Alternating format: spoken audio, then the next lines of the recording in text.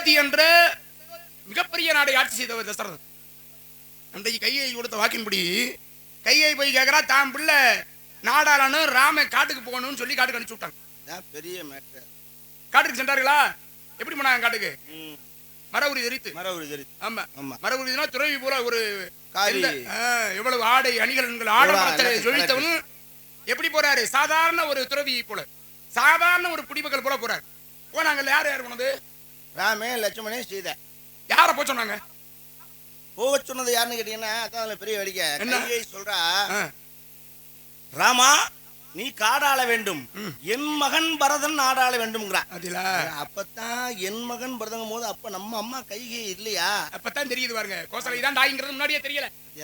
அவ்வளவு பாசமா வளர்த்திருக்காங்க. அதான் சொல்றான். கைகை சொல்றா, பூலி வெங்காணி நெண்ணில் புண்ணிய துறைகளாடி நீ போய் தாளிரும் சிறைகள் தாங்கி 7 ஆண்டில் வாவென்று இயம்பெண் அரசன் என்றான் அப்படின்னா. அப்ப 7 14 வருஷம் நீ காடாளனும்டா, என் மகன் பரதன் நாடாளும்டான்னு சொன்னோன்னு அப்ப சொல்றான், ஐயம்பினன் அரசன் என்றான். அரசன் சொன்னா நீ ஏன் சொல்ற? நீ சொன்னா போக மாட்டானாமா? போறேன் அப்படின்னு மர ஒரு தரித்து கிளம்பினா.